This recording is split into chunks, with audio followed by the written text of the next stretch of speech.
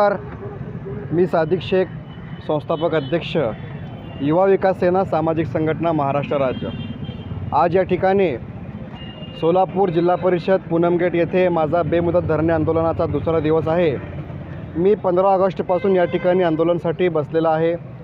माझ्या या आंदोलनाचा प्रमुख विषय असा आहे की सोलापूर पद्मशाली चौक या ठिकाणी नोबल हॉस्पिटल या हॉस्पिटलच्या बांधकामाची चौकशी करावी।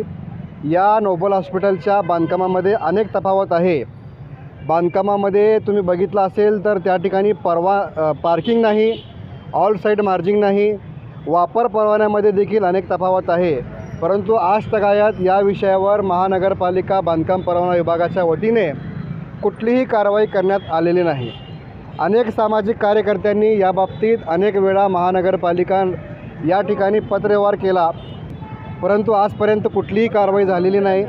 मी या विषयावर गेल्या 1 महिन्यापासून महानगरपालिका यांच्याकडे पाठपुरावा करत आहे।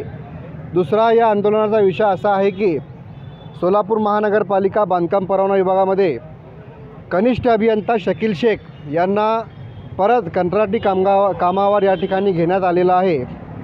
खऱ्या अर्थाने आपल्याला माहिती असेल की शकील शेख कनिष्ठ अभियंता हे गेल्या अनेक दिवसापासून महानगरपालिकेच्या बांधकाम परवाना विभागामध्ये सेवावर नसताना देखील त्यांनी मी सेवेसाठी आहे, मी अधिकारी आहे, मी आयुक्ताचा खूप खास आहे अशा प्रकारे लोकांना सांगून लोकांकडून लाखो रुपये त्यांनी उचललेला आहे। मी तुमचा वापर परवाना काढून देतो, तुमचा मी बांधकाम परवाना काढून देतो अशा प्रकारे त्यांनी अनेक कॉन्ट्रॅक्टरकडून लाखो रुपये घेतलेले आहे। परत त्याला सोलापूर महानगरपालिकेचे आयुक्त सचिनजी उंबासे साहेब यांनी कंत्राटी कामावर तिला घेतलेलं आहे।